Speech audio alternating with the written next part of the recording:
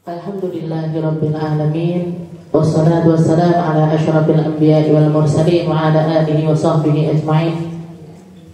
Subhanaka la ilma lana illa ma 'allamtana innaka antal alimul hakim. Rabbi shrah li sadri wa yassir li amri wahlul 'uqdatam min lisani yafqahu qawli. Amma ba'd. Alhamdulillah ala nikmatil Islam.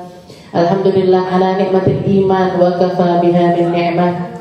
Alhamdulillah, segala puji bagi Allah Subhanahu wa ta'ala yang memberi kita nikmat Islam iman, yang memberi kita nikmat sehat kuat, yang memberi kita nikmat sempat, yang memberi kita berbagai macam kenikmatan, termasuk nikmat yang terbesar adalah nikmat untuk menjadi umatnya Nabi kita Nabi Muhammad sallallahu alaihi wasallam. Kalau misalkan Nabiullah Musa ketika beliau mau berangkat untuk berdakwah, beliau minta kepada Allah Ta'ala dengan mengatakan Rabbi shrah li sadri wa yassir li amri wahlul 'uqdatam min lisani yafqahu qawli. Itu adalah doa yang dimanjatkan oleh Nabiullah Musa. Beliau minta, ya Allah, jadikan saya punya hati yang lapang, jadikan saya punya hati yang bisa nampung, jadikan saya punya hati yang seluas samudra. Karena kalau misalkan perkara harta sempit itu kita masih bisa hidup, tapi kalau orang sudah hatinya sempit dia gak akan bisa hidup. Orang-orang yang sumpek sampai bunuh diri, akhir-akhir ini kita seringkali mendengar kabar ada anak umur 20 tahun bunuh diri, nabrakkan badannya di kereta api, ada yang mati ketabrak ini, begini begitu dan lain sebagainya, macam-macam kelakuannya orang-orang sekarang. Dan rata-rata kalau kita lihat bukan karena sempitnya ekonomi, bukan karena masalah yang sangat ruwet sekali. Karena kalau ibu-ibu yang di depan yang sudah berumah tangga, yang sudah punya anak 5, 10, apalagi yang ada anak 10 enggak ada 3 ataupun 5 lah paling banyak orang sekarang punya anak lek ditekoi kalau dilihat flashback kembali ke masa di mana usianya masih 19 tahun, 20 tahun niku jenengan mandangnya itu masalahnya mereka niku sak berapa kira-kira? Sak upil gitu. Belum direpotkan anak biasanya, belum direpotkan sama masalah ekonomi yang gimana-gimana, dia masih memikirkan tentang dirinya, masih memikirkan, istilahnya kalau abah saya ngasih kalimat, orang-orang yang di usia 19, 20, 21 tahun ataupun manten-manten anyar, itu kalau misalkan diibaratkan kayak wayangnya itu belum main, sik ditotok sih belum main, masih prolog. Kalau film itu masih prolognya, masih pembukaannya, belum masuk ke inti ceritanya, belum punya masalah yang gimana-gimana, tapi mereka sampai bisa memutuskan sesuatu yang luar biasa ekstrim seperti itu, sampai bunuh diri, seakan-akan gak punya Tuhan, seakan-akan gak punya saudara, seakan-akan gak ada tempat untuk melakukan sesuatu dengan leluasa. Itu bukan orangnya yang sempit,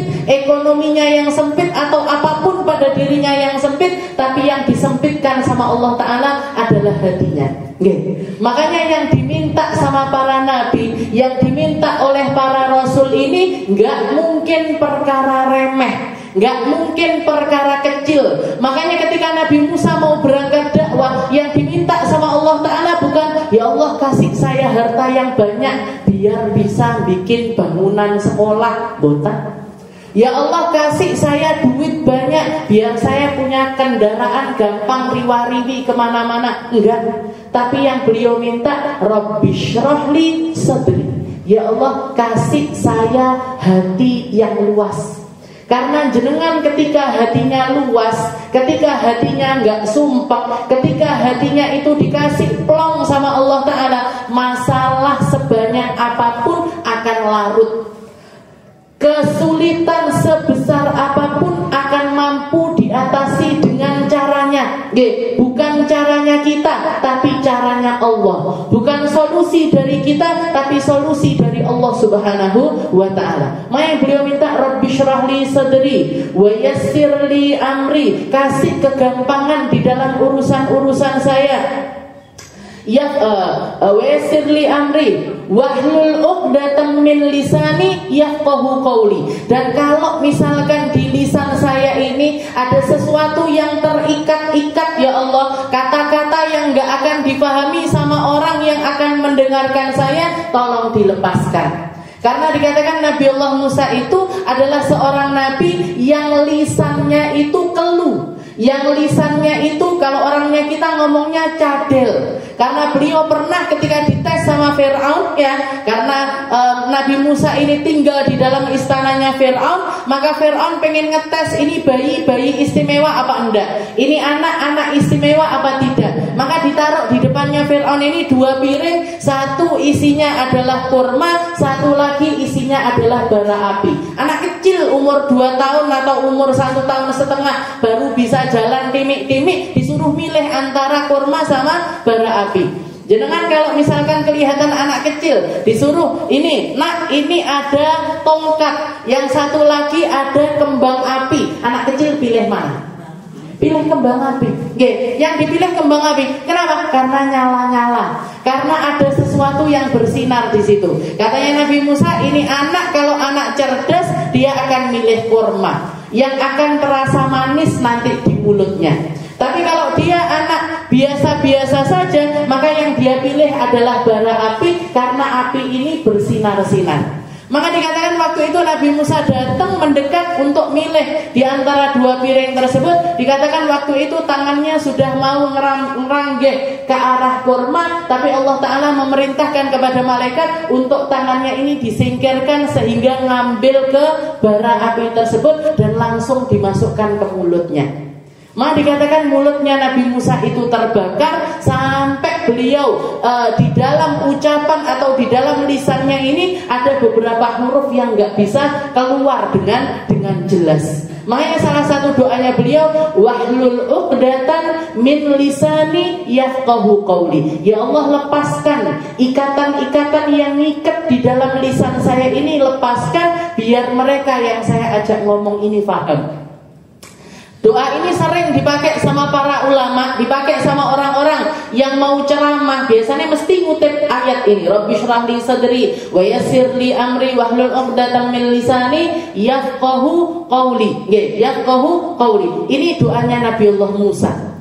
Tapi ketika Nabi Muhammad SAW akan berangkat dakwah, beliau enggak pakai minta, Allah Ta'ala yang nurunkan ayat berupa alam nashrah laka sadrak wa wada'na anka wizrak. Wahai Muhammad, kamu enggak perlu minta untuk dilapangkan dadamu, sudah aku lapangkan. Alam nashrah, bukankah telah aku lapangkan dadamu wahai Muhammad? Alam nashrah laka sadrak wa wada'na anka wizrak. Ini perkara-perkara berat, perkara-perkara dosa yang membebani dirimu, semuanya telah dilepaskan dari dalam dirimu. Ini kelebihannya Nabi kita Nabi Muhammad Sallallahu Alaihi Wasallam. Gak pakai minta sudah dikasih sama Allah. Kalau Nabi Allah Musa mukjizatnya belah lautan, Nabi Muhammad mukjizatnya belah bulan. Jadi kalau Nabi yang satunya Nabi Musa levelnya level dunia, Nabi Muhammad levelnya level langit. Dan kita masuk di dalam golongan umatnya. Kita masuk di dalam golongan orang-orang yang ada di bawah naungannya Rasulullah Sallallahu Alaihi Wasallam. Kita lahir sudah jadi umatnya Nabi. Kita lahir nggak pakai minta, sudah dijadikan sama Allah Ta'ala untuk menjadi umatnya Rasulullah Sallallahu Alaihi Wasallam. Maka ini harusnya menjadi suatu hal yang kita syukuri dan terus harus disyukuri. Kenapa? Karena nikmat itu kalau nggak disyukuri diambil. Nikmat itu kalau nggak disyukuri akan diambil sama Allah Ta'ala sedikit demi sedikit tanpa terasa. Dan kalau sudah parah dalam ketidaksyukurannya dia, maka dia akan diambil, dicabut sama Allah Ta'ala dari nikmat tersebut. Na'udzubillahi min dzalik. Dan kalau orang keluar dari dunia dan tidak dianggap dianggap menjadi umatnya Nabi, nggak dianggap jadi umatnya Rasulullah SAW, kita mau nyari pertolongan lewat mana? Kita mau nyari syafaatnya siapa? Kita mau gandol sama siapa? Kalau nggak lewat Nabi kita, Nabi Muhammad SAW. Allah Ta'ala mengatakan di dalam Al-Quran, Yawma la yukhzillahun nabi walladzina amanu ma'ahu nuruhum yas'a baina aydihim wa biaymanihim. Dikatakan, Allah Ta'ala mengatakan Nabi Muhammad ini adalah satu-satunya Nabi yang nanti ketika datang hari kiamat nggak akan pernah disia-siakan oleh Allah Subhanahu wa Ta'ala. Apapun permintaannya diberikan, munajat bagaimanapun akan dikabulkan. Siapapun yang ingin diselamatkan oleh Nabi, semuanya akan diselamatkan oleh Allah Subhanahu wa Ta'ala. Barokahnya Rasulullah SAW. Makanya kita di awal tadi zikirnya kita baca solawat nariyah, baca solawat busyra. Ini solawat busyra ini solawat baru, karangan dari guru saya Al Habib Segaf bin Hasan Baharun ke Pondok Dalwa. Beliau yang ngarang salawat ini, dan di dalam salawat ini tanpa jenengan sadari, jenengan sudah masuk di dalam golongan seorang guru yang mendoakan murid-muridnya. Karena murid itu bukan cuman butuh tentang ilmu-ilmu yang nyata atau ilmu-ilmu yang jenengan berikan setiap hari. Matematika, jenengan ngajar matematika, Al-Quran, jenengan ngajar Al-Quran, fikih, jenengan ngajar fikih, tauhid, jenengan ngajar tauhid. Bukan cuman ilmu yang dohir saja, bukan cuman ilmu yang kelihatan saja, tapi anak-anak itu juga butuh yang namanya doa, panjatan doa dari kita. Makanya kita di dalam salawat ini kita minta sama Allah Ta'ala, ya Allah, kasih sahibul busyra, salatan tubasyiruna. Ya Allah, kami bersalawat kepadamu dengan salawat yang akan mendapatkan busyra. Busyra itu artinya kabar gembira. Minta sama Allah Ta'ala untuk dikasih kabar gembira di dunia sebelum di akhirat. Tubasyiruna biha wa ahlana wa auladana. Ya Allah, bukan cuma kami yang engkau gembirakan, tapi juga anak-anak kami, orang tua kami, guru-guru kami, murid-murid kami, wa muallimina wa talabatana wa talibatina, murid laki kami, murid perempuan kami. Semoga semuanya masuk di dalam golongan orang-orang yang ditetapkan iman Islamnya dan ditetapkan untuk menjadi umatnya Nabi kita Nabi Muhammad SAW. Karena semakin kesini semakin turun, istilahnya semakin ke belakang, semakin mendekati akhir zaman, ini mulai banyak orang-orang yang nyusupi akidahnya umat Islam itu digeser kedekatannya kepada Nabi Muhammad SAW. Jadi yang digeser bukan Islamnya. Kalau Islam, orang mau dikeluarkan dari Islam itu terlalu sulit. Tapi yang digeser adalah mindsetnya untuk dekat sama Nabi Muhammad. Mindsetnya untuk nganggep Nabi Muhammad ini sebagai seorang Nabi. Mindsetnya untuk nganggep Nabi Muhammad, kita mandang, kita melihat, kita mendengar tentang Nabi itu, ya Nabi, ya Rasul. Apa itu Nabi, apa itu Rasul? Utusan dari Allah Ta'ala untuk wasilahnya kita nyampe kepada Allah. Digeser sama orang-orang sekarang. Solawatan, nggak usah nemen-nemen. Kalau baca solawat, bahkan saya pernah datang, dulu waktu mondok di Bangil itu pernah masuk ke satu masjid. Biasanya sholat di masjid itu kita. Sampai suatu hari itu mampir di masjid itu ba'da maghrib, setelah maghrib kayak gini nih. Tahu-taunya setelah maghrib itu di masjid itu ada kajian, wonten pengajiannya. Kajiannya itu yang dibahas mereteli tentang salawat nariyah. Yang tadi kita baca salawat kedua nih, salawat nariyah itu dibahas, dipreteli sama mereka sambil menganggapnya sebagai salawat syirik.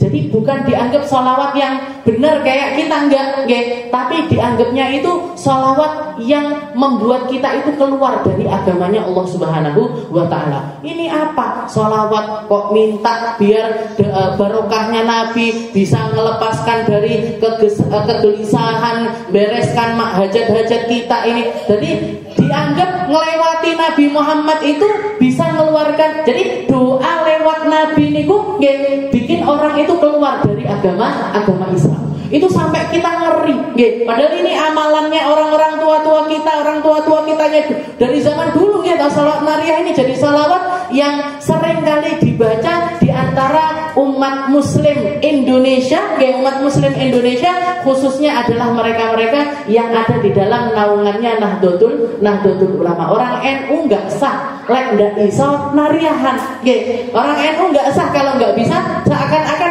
sampai ke tingkat seperti itu. Itu dibilangnya salawat nariyah ini salawat syirik, salawat yang akan mengeluarkan orang dari agama Islam. Ini paham-paham semacam ini yang geser, akhirnya apa yang terjadi? Mereka menganggap Nabi Muhammad itu biasa, Nabi Muhammad itu yo nabi, yo rasul, tapi ya biasa-biasa aja, nggak usah tek nemen, nggak usah sampai jitet, nggak usah sampai pengen dimimpiin Nabi, nggak usah sampai pengen ketemu sama Nabi. Nabi Muhammad itu sudah wafat, Nabi Muhammad itu sudah meninggal dunia. Guru saya pernah cerita di Madinah sendiri, di Madinah sendiri itu sampai ada orang penduduk Madinah, dia setiap hari sholat 5 waktu di Masjid Nabawi, tapi nggak pernah ziarah ke makamnya Rasulullah Shallallahu Alaihi Wasallam. Nganggepnya apa? Nganggepnya Nabi Muhammad itu sudah mati.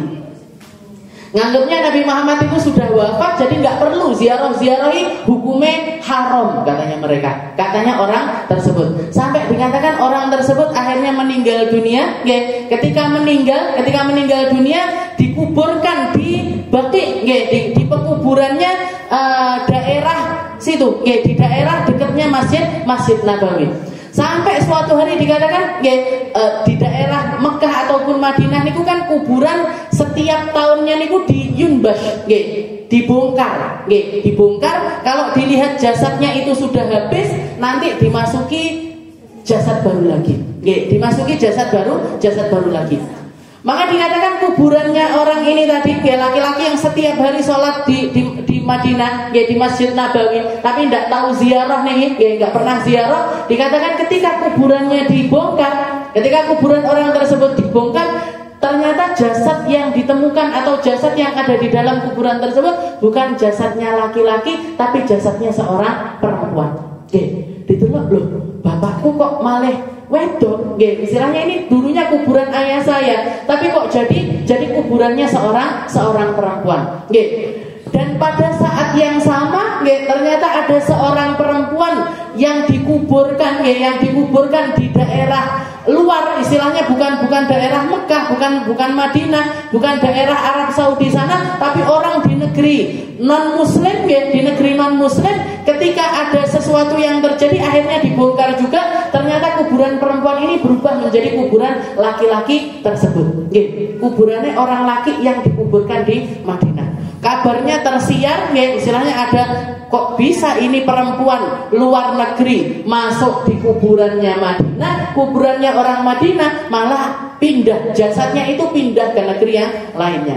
Maka ada seorang ulama yang dimimpiin pada saat tersebut, pada hari-hari tersebut, perempuan ini adalah perempuan muslimah yang sangat mencintai Nabi Muhammad SAW, tapi dia hidup di lingkungannya orang non-muslim. Orang-orang sekitarnya itu nggak tahu kalau dia itu mu'alaf, nggak tahu kalau dia itu masuk Islam, taunya itu ya cuman ya dia orang baik gitu aja, senengannya sholawat, setiap hari sholawat, dia pengen sekali ziarah ke Madinah, tapi nggak kesampaian sampai akhirnya meninggal dunia. Sedangkan laki-laki tersebut dia orang Madinah tapi nggak pernah ziarah kepada Nabi Muhammad, ditolak sama Nabi, dikeluarkan dari tanah mulianya Nabi Muhammad SAW. Jadi istilahnya hal-hal semacam ini, istilahnya anggapan Nabi Muhammad hanya seorang manusia, itu mulai disusupkan ke akidahnya anak-anak muda kita zaman sekarang. Nggak terlalu, istilahnya nggak perlu nemen-nemen sama Nabi, nggak perlu cinta keterlaluan kepada Nabi, nggak perlu kangen-kangenan sama Nabi, nggak perlu sholawat ini itu dan lain sebagainya. Sampai akhirnya mereka nganggap Nabi Muhammad itu ya manusia yang bacakan Al-Quran yang begini, tapi rasa di dalam hati itu sangat minim sekali. Makanya kita harus berdayakan nggih. Salawat-salawat seperti ini nggih kudu diberdaya ini dari diri kita sendiri, kita turunkan kepada anak-anak kita. Kita lanjutkan pembahasan kita di dalam kitab Safinatun Najah nggih. Dalam kitab Safinatun Najah yang pertemuan lalu kita sudah bahas tentang basmalah nggih. Bismillahirrahmanirrahim, hukum-hukumnya nggih. Kapan baca bismillah hukumnya wajib, kapan baca bismillah hukumnya sunnah, kapan baca bismillah hukumnya bahkan hukumnya adalah haram nggih. Jadi bacaan basmalah ini adalah bacaan mulia, maka ketika dibaca nggih, ketika dibaca juga harus dengan ketentuan kemuliaan dari apa yang mau kita lakukan. Nggih, kayak misalkan kita sholat, di dalam sholat bacaan bismillahirrahmanirrahim hukumnya menjadi wajib. Nggih, baca Fatihah nggak pakai bismillah nggak sah sholatnya. Maka baca bismillah di sini hukumnya wajib. Ada kalanya hukumnya sunnah. Nggih, kapan sunnah? Setiap kali kita mau melakukan aktivitas apapun yang juga dianjurkan sama Nabi Muhammad SAW. Ada kalanya baca basmalah hukumnya haram. Nggih, kapan?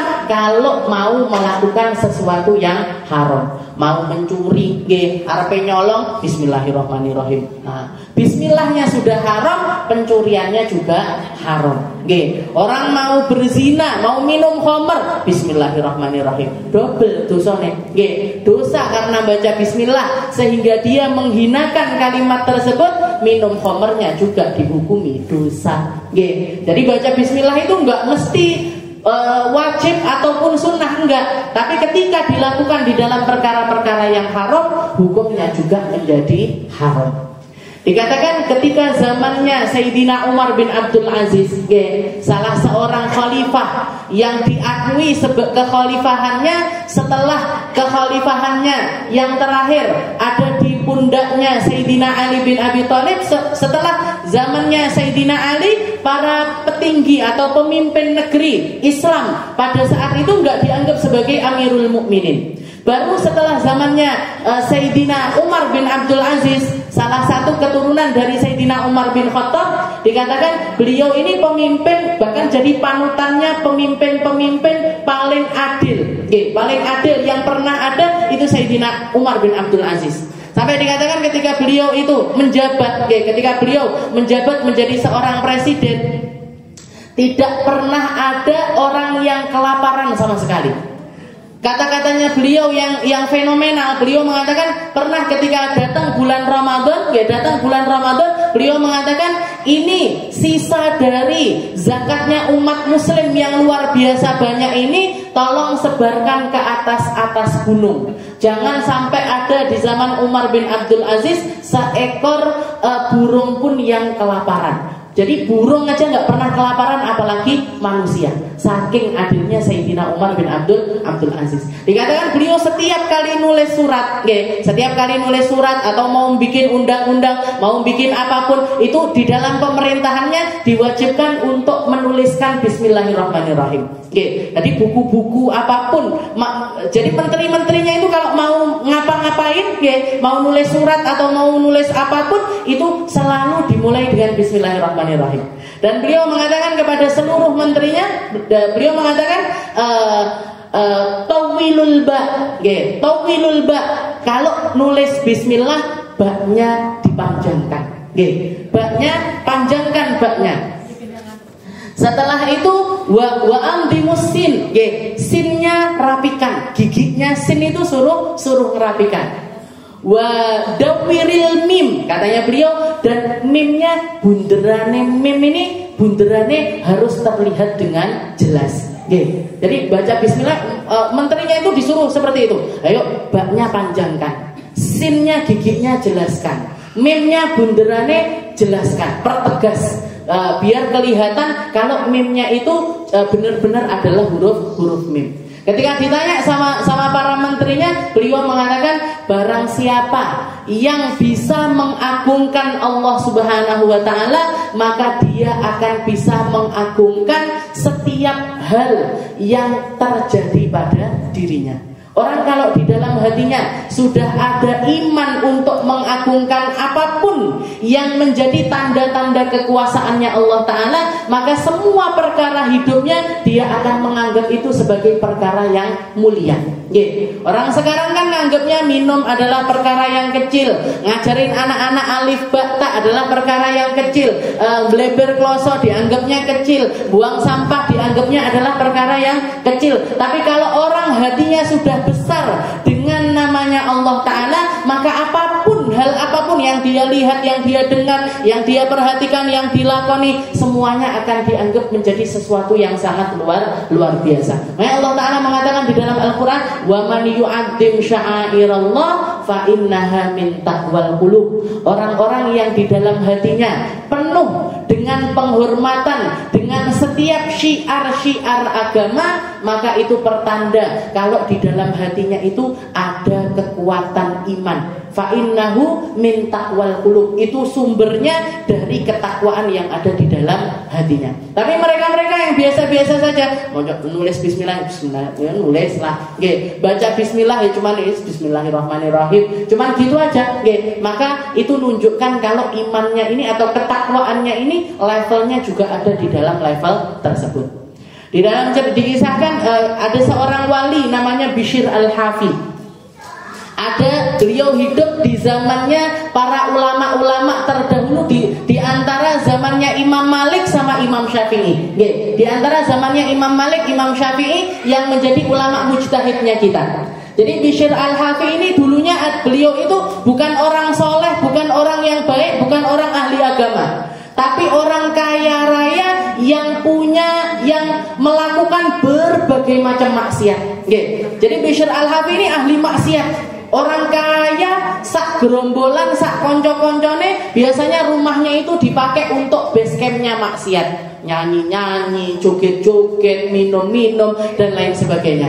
Maka dikatakan suatu hari Bishr al-Hafi ini ketika dia jalan, orang muslim tapi ahli maksiat. Dikatakan Bishr al-Hafi ini ketika dia jalan, tahu-tahu ngelihat di tanah itu ada kertas, ada lembaran kertas yang mana tulisan di dalam kertas itu adalah Bismillahirrahmanirrahim. Jadi ada kertas jatuh, tulisannya Bismillahirrahmanirrahim. Diambil sama Bishr al-Hafi, diangkat sama dia, dicium, dibawa pulang ke rumah, dibersihkan, dikeringkan, dikasih minyak wangi, ditaruh di lemarinya dia yang paling atas. Jadi bukan orang baik, tapi dia pernah melakukan hal yang semacam itu. Diambil kertasnya yang tadi, di tanah itu diambil, dibawa pulang, dibersihkan, dikeringkan, dikasih minyak wangi, ditaruh di atas lemari paling atas. Maka dikatakan malam harinya beliau ini mimpi ada suara yang kedengeran di dalam telinganya itu mengatakan, ya Bishr, kama tayyabta ismi tayyabakallahu fid dunya wal akhirah. Katanya suara tersebut mengatakan, wahai Bishr, sebagaimana engkau mengharumkan dan juga mengangkat tinggi namanya Allah Ta'ala, maka Allah Ta'ala ingin mengangkat dan mengharumkan namamu di dunia sampai akhirat. Di dunia sampai akhirat. Itu terulang berkali-kali di dalam mimpinya Bishr al-Hafi. Tapi dia nganggapnya, opo toh, cuman mimpi aja. Tetap di dalam kemaksiatannya, Tapi ternyata Allah Ta'ala menakdirkan ada seorang soleh pada zaman tersebut yang menjadi wasilah untuk sebab taubatnya Bishr al-Hafi. Orang soleh ini yang dimimpiin mimpi yang sama seperti mimpinya Bishr al-Hafi, sehingga dia keliling, aslinya omahe Bishr ini yang mana? Rumahnya Bishr al-Hafi ini dulu julukannya belum al-Hafi. Orang yang namanya Bishr ini mana? Sampai akhirnya ketemu, dilihat ternyata rumahnya besar sekali. Rumahnya dia seperti istana besar, dan dari dalam rumah tersebut terdengar suara-suara kemaksiatan, lagu-lagu, nyanyi-nyanyi, orang joget-joget, orang minum-minum, dan lain sebagainya. Akhirnya dikatakan orang soleh ini tadi ngetok pintu rumahnya Bishr. Diketok pintu rumahnya Bishr, yang bukakan pembantunya. Ditanya sama orang soleh ini rumahnya siapa? Ini rumah siapa? Kok berani sekali dia manusia, istilahnya kok ada manusia, seorang hamba Allah yang bikin rumah sebesar ini dan terang-terangan melakukan kemaksiatan kepada Allah Ta'ala. aslinya sing duwe iki sapa? Ahurrun am abdun. Dia ini hamba apa orang merdeka? Nggih. Jadi dia ini orang hamba sahaya apa orang yang merdeka? Maka pembantunya ini otomatis mengatakan hadzal bait, rumah ini li hurrin ibnu hurrin. Dia adalah orang merdeka, anaknya orang merdeka, cucunya orang merdeka. Oh ya sudah, nggih, pergi orang soleh yang tadi. Nggih, pergi. Setelah itu ditutup pintunya, balik, ditanya sama Bishr, pembantunya ditanya, siapa tadi yang ngetuk pintu itu siapa? Nggih, nggak tahu, orang aneh.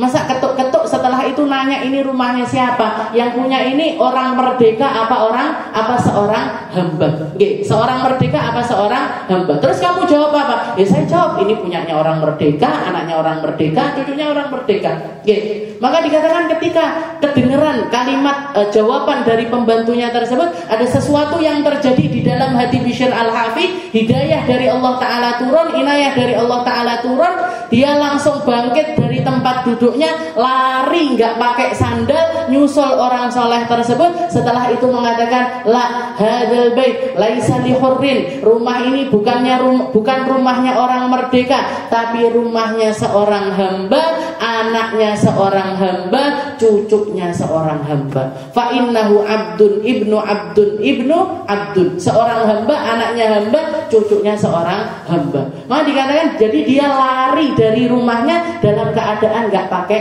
sandal. Makanya julukannya Bishr Al-Hafi. Al-Hafi itu artinya orang yang telanjang kaki. Nggih, orang yang nggak sandalan. Nggih. Dan dikatakan sejak saat itu Bishr Al-Hafi ini istilahnya hampir nggak pernah pakai sandal. Setelah pertemuan singkat sama orang soleh tersebut, dan dia mengatakan saya tobat sekarang, saya pengen berguru sama kamu, rubah saya jadi orang soleh, rubah saya untuk menjadi orang baik. Nggih. Kenalan sama orang soleh tersebut, setelah itu dia pulang. Nggih. Begitu dia pulang ngomong sama semua orang yang lagi bermaksiat di dalam rumahnya, fa inni tubtul an. Saya sekarang tobat. Kalau kamu mau tobat bareng sama saya, silahkan menetap di rumah ini. Tapi kalau kalian pengen masih tetap bermaksiat seperti ini, silahkan keluar dari rumah ini, karena tempat ini tidak akan lagi dipakai untuk bermaksiat. Rumah ini nggak akan lagi dipakai untuk melakukan kemaksiatan kepada Allah Subhanahu wa Ta'ala. Maka dikatakan Pak pasukan ini gengnya orang-orang yang pertamanya maksiat bersama dengan Bishr ini, semuanya mengatakan innaka imamuna fil maksiyah, kamu adalah imamnya kita di dalam maksiat, maka ketika kamu taubat, kita juga ikut makmuman taubat. Tobat searat-arat nih yang ada di rumah pertamanya maksiat, semuanya ikut bertobat. Dan sejak saat itu dikatakan Bishr Al-Hafi ini kemana-mana nggak pakai sandal. Setiap kali ditanya sama orang, kenapa kamu kok nggak sandalan, jalan-jalan kok nggak pernah pakai sandal, itu kenapa? Katanya dia, fa innahu hali, karena setiap kali saya melihat kaki saya, jadi ketika saya nggak pakai sandal ini, saya selalu merasakan rauhaniyah. Ketika Allah Ta'ala menurunkan hidayahnya kepada saya, maka saya ingin tetap berada di dalam keadaan yang semacam itu. Sampai akhirnya jadi orang soleh, bahkan jadi seorang wali. Jadi seorang wali. Karomahnya Bishr Al-Hafi ini dikatakan, pada zamannya Bishr Al-Hafi, zaman dulu kan orang kendaraannya bukan motor, mobil kayak zaman sekarang. Kendaraannya keledai, kuda, unta. Otomatis di jalan-jalan itu biasanya mesti kotorannya itu jatuh. Jatuh di jalan-jalan. Karomah dari Bishr Al-Hafi, di daerahnya Bishr Al-Hafi tersebut dikatakan, ketika Bishr Al-Hafi masih hidup, tidak ada satu ekor pun hewan yang eeknya niku sembarangan. Jadi kalau buang air kecil atau buang air besar itu selalu di tempat yang tersembunyi. Habis itu dia bikin lubang dulu, BAB atau pipis di situ, setelah itu ditimbun. Hewan-hewannya semuanya melakukan hal yang semacam itu. Karena Allah Ta'ala tahu, istilahnya ingin menunjukkan kemuliaannya Bishr Al-Hafi di antara manusia. Tidak ada satu kotoran pun di jalan-jalan. Tidak ada satu kotoran pun di jalan. Sampai ketika suatu hari ada seekor keledai yang berak di jalan, orang-orang kampung itu langsung mengatakan mata Bishr al-Hafi. Oh, ini berarti Bishr al-Hafi sudah meninggal. Kok sampai ada hewan buang air besar di tengah jalan. Jadi ketika manusia bertakwa, ketika manusia dipilih sama Allah Ta'ala, diangkat derajatnya sama Allah Ta'ala, Allah Ta'ala yang akan menjaga orang tersebut. Dijaga dengan penjagaan yang sempurna, bahkan sampai hewan-hewan pun dibikin sama Allah Ta'ala sampai seperti itu. Jadi ini Bishr al-Hafi. Berkat tenopo, berkatnya apa? Berkatnya ngambil kalimat bismillah yang terjatuh di tanah, diwangikan, diangkat, ditaruh di tempat yang mulia. Ditaruh di tempat yang mulia. Makanya kalau kelihatan ada tulisan-tulisan Arab atau tulisan-tulisan Al-Quran yang kececeran, jangan ambil, ditaruh di tempat yang baik, ditaruh di tempat yang tinggi. Jangan dibiarkan istilahnya kececeran, apalagi dibuang di tempat sampah. Apalagi dibuang di tempat sampah. Itu bismillahirrahmanirrahim. Jadi kalimat bismillahirrahmanirrahim diawali di dalam kitab Safinatun Najah ini diawali dengan lafaz bismillahirrahmanirrahim, dan semua kitab selalu dimulai dengan basmalah. Karena perkataannya Nabi yang mengatakan kullu amrin dibal lam yubda bismillah fahuwa aqta. Semua perkara yang punya maksud kalau enggak dimulai dengan bismillah qalilul barakah. Barokah titik, bahkan sampai ke tingkat enggak ada berkahnya. Makanya pakai jilbab baca bismillah, pakai baju baca bismillah. Kalau enggak hafal doanya, mulai aja semuanya pakai bismillah. Mau minum bismillah, mau makan bismillah, mau nulis bismillah. Dan kalau kita buka buku seperti ini, istilahnya jangan mau nulis apapun, awali dengan lafaz bismillahirrahmanirrahim. Kalau enggak bismillahirrahmanirrahim, bismillah paling enggak. Bismi Allah, bismi Allah. Setelah kalimat bismillahirrahmanirrahim, beliau mengatakan alhamdulillahirabbil alamin wa bihi nasta'inu ala umurid dunya waddin wa sallallahu ala sayyidina Muhammadin khatamin nabiyyin wa alihi wa sahbihi ajma'in wa la haula wa la quwata illa billahil aliyil azim. Setelah basmalah hendaknya dimulai juga dengan kalimat alhamdulillah. Kalimat hamdalah, kalimat ungkapan terima kasih kepada Allah Subhanahu wa taala. Dulu di zaman sebelum datangnya Islam, istilahnya orang Arab itu nggak kenal dengan kalimat hamdalah. Orang Arab itu nggak kenal dengan kalimat alhamdulillah, itu nggak kenal.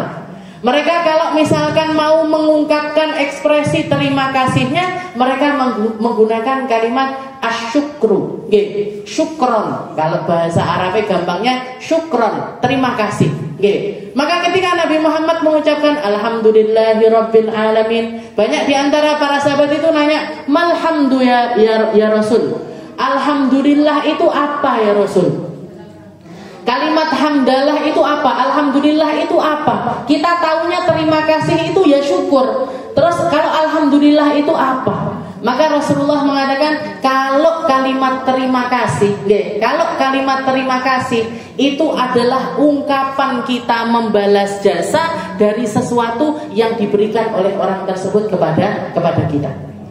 Tapi kalau alhamdulillah, kalau terima kasihnya kita kepada Allah Ta'ala, itu terima kasih yang dimulai oleh Allah Ta'ala, dicontohkan oleh Allah Ta'ala untuk umatnya, dan dari umatnya untuk Allah. Meskipun terima kasihnya kita kepada Allah Ta'ala itu gak akan bisa, istilahnya ngeten, kalau terima kasih dengan kalimat syukur, itu kalimat itu mampu mewakili untuk membalas dari apa yang diberikan oleh orang tersebut.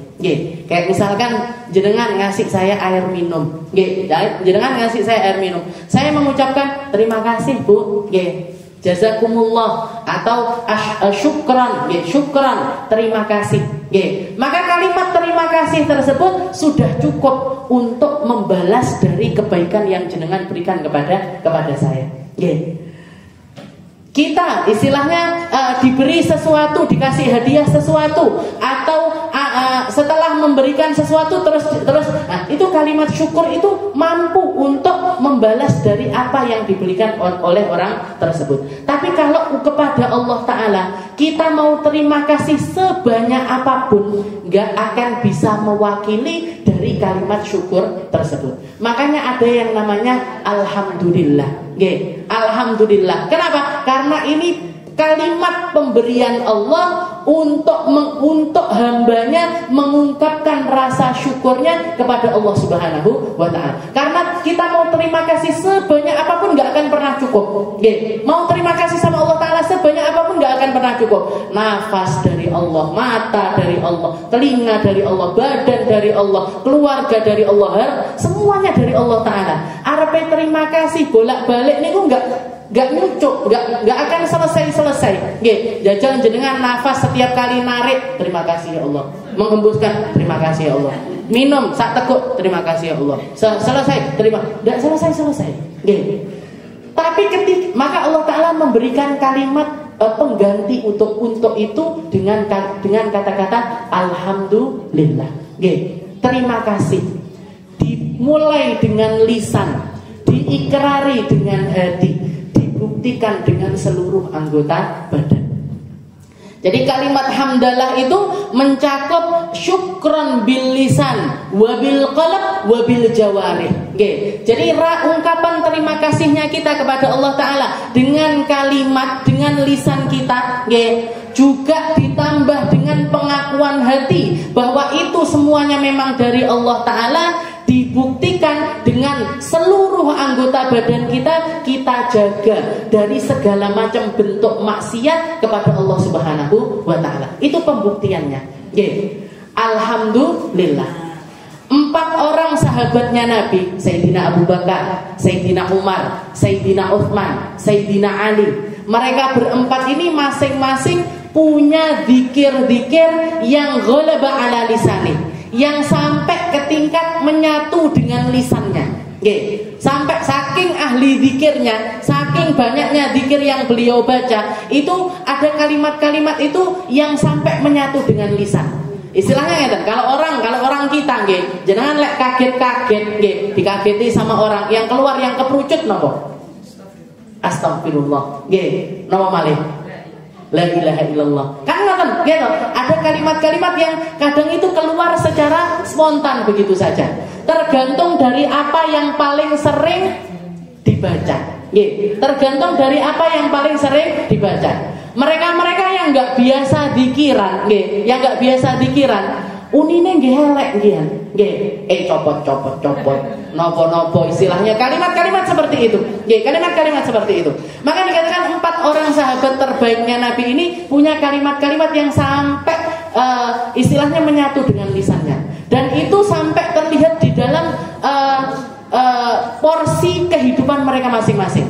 Kalau Sayyidina Abu Bakar dikatakan yang paling sering dibaca adalah la ilaha illallah. Jadi kaget-kaget la ilaha illallah. Pikiran duduk sebentar la ilaha illallah. Jalan la ilaha illallah. Pokoknya ngapain aja beliau yang keluar yang terus ada di lisannya ini la ilaha illallah, la ilaha illallah, la ilaha illallah, la ilaha illallah. Makanya kalau kita lihat sosok Sayyidina Abu Bakar itu adalah sosok seseorang yang la ilaha illallah itu nyatu dengan dirinya beliau. Sampai Nabi Muhammad pernah ketika beliau ini jalan, Sayyidina Abu Bakar ini saking kurusnya sarungnya rodok melorot. Katanya Nabi Muhammad, ya Abu Bakrin, lasta min ahli dunia. Awakmu pancen duduk wong dunya. Kamu itu orang akhirat yang nyasar ke dunia. Saking istilahnya saking lepasnya dunia dari dirinya, dan saking kalimat la ilaha illallah itu nancep di dalam dirinya Sayyidina Abu Bakar. Kalau Sayyidina Umar, kalimat yang paling sering beliau baca Allahu Akbar, Allahu Akbar, Allahu Akbar. Makanya perkasa, istilahnya beliau itu orang yang semangat, menggebu-gebu dengan kebaikan nomor 1, dengan keberaniannya nomor 1. Kalimat yang paling sering keluar dari lisannya Allahu Akbar, Allahu Akbar, Allahu Akbar, Allahu Akbar, Allahu Akbar. Kalau Sayyidina Uthman yang paling sering keluar dari lisannya Subhanallah, Subhanallah, subhanallah, subhanallah. Makanya beliau orangnya itu tenang, orangnya kalem, pemalu.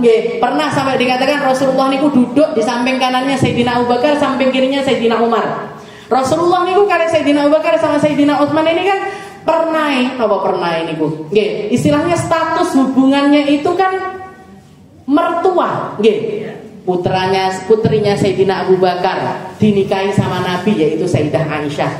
Putrinya Sayyidina Umar dinikahi juga sama Nabi, namanya Sayyidah Hafsah. Maratuwane ini. Sayyidina Abu Bakar, Sayyidina Umar itu sahabat tapi juga mertuanya Nabi. Jenengan kalih maratuwane niku napa nggih gablok-gablokan?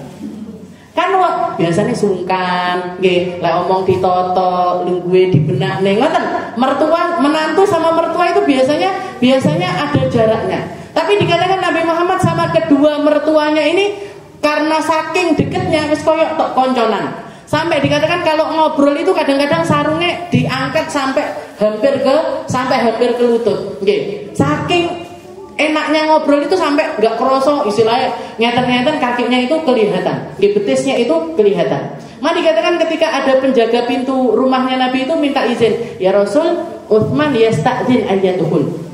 Menantumu Sayyidina Utsman kan mantunya Nabi, Sayyidina Ali nggih mantune Nabi. Sayyidina Utsman suami dari Sayyidah Ruqayyah sama Sayyidah Ummu Kulthum, sedangkan Sayyidina Ali suaminya Sayyidah Fatimahuz Zahra.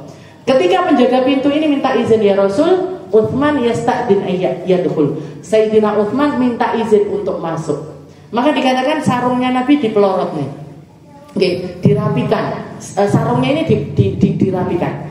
Katanya Sayyidina Abu Bakar, ya Rasul, jenengan kalih mara tuwa malah enak-enakan sikile ketok. Lah ini mantunya mau masuk kok malah jenengan rapi-rapi. Jenengan kok malah lebih sungkan sama Sayyidina Utsman, malah enggak sungkan sama Sayyidina Abu Bakar sama Sayyidina Umar. Katanya Rasulullah, kaifala astahyi ilaih. Bagaimana saya tidak malu sama Sayyidina Utsman? Yang bahkan seseorang yang bahkan malaikat pun malu sama beliau. Malaikat izin sama Sayyidina Utsman saking gak pernahnya ada catatan buruk di dalam kehidupan sehari-harinya. Jadi saking nganggure malaikat Rokib atid gitu, yang bagian nulis kebaikan Rokib, yang bagian nulis keburukan atid. Niki sing nulis terus Rokibnya, atid nganggur terus. Beda kayak sama kita kayaknya. Beda kayak kita, sing atid koyo titip tulisan Rokibe titip tulisan ngomong iki panggang nganggur, panggang ngomong ngecupru, saya nggak tahu ada kebaikan. Ini Sayyidina Utsman katanya Nabi, kaifala astahi ilai wa qad istahya alaihimul malaika. Bagaimana saya tidak malu sama dia, yang bahkan malaikat pun malu sama Sayyidina Utsman bin Affan. Makanya beliau dinikahkan sama pertama dinikahkan sama Sayyidah Ruqayyah. Sayyidah Ruqayyah wafat, dinikahkan sama Sayyidah Ummu, dinikahkan sama adiknya. Yang ketika orang-orang ngomong Rasulullah kok ndak enek wong lanang liya, kok panggah Utsman lagi yang dipek mantu, Utsman lagi yang dipek mantu. Katanya Nabi Muhammad, kalau saya punya anak perempuan 10 mati satu-satu tak nikahkan sama Sayyidina Utsman. Saking apike Utsman bin Affan. Itu kalimat yang sering kali keluar dari beliau itu adalah subhanallah, subhanallah, subhanallah, subhanallah. Kalau Sayyidina Ali yang ghalaba ala lisanih, yang selalu ada di lisannya beliau adalah kalimat alhamdulillah, alhamdulillah, alhamdulillah. Makanya kalau kita lihat Sayyidina Ali itu identik dengan kenikmatan batiniah yang luar biasa banyak. Jadi mantunya Nabi, orang pertama kali yang masuk Islam, hafal Al-Quran pertama kali. Sampai Sayyidina Ali itu mengatakan, saya bisa mereteli setiap ayat-ayat dari Al-Quran itu, gimana cara bacanya, ada berapa macam versinya, piye tafsirannya, turunnya di mana, sebab nuzulnya apa, hikmahnya apa saja, ilmu yang ada di dalamnya terkandung itu seperti apa, itu semuanya dikuasai oleh Sayyidina Ali bin Abi Thalib. Makanya Nabi Muhammad sampai mengatakan, ana madinatul ilm wa aliyun babuha. Saya ini kotanya ilmu, Tapi kalau orang mau masuk ke kota ilmu ini, kudu ngliwati Ali bin Abi Thalib. Harus melewati Sayyidina Ali bin Abi Thalib. Saking luasnya keilmuan Sayyidina Ali, anak kecil pertama yang masuk ke dalam agama Islam, dan keilmuannya luar biasa,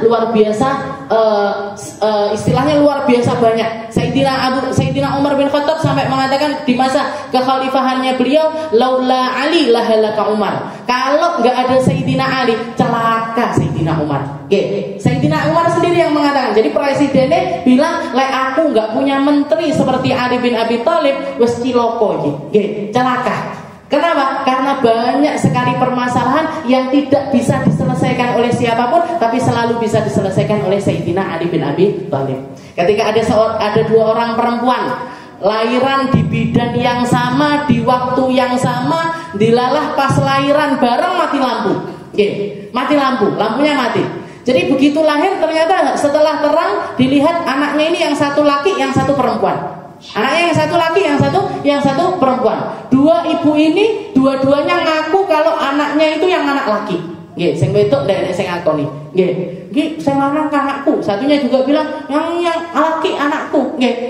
Bidane bingung, nggak ada saksi, nggak seperti zaman sekarang yang bisa tes DNA dan lain sebagainya. Bingung, dilaporkan kepada Sayyidina Umar, dilaporkan ke pemimpin, istilahnya ke presidennya.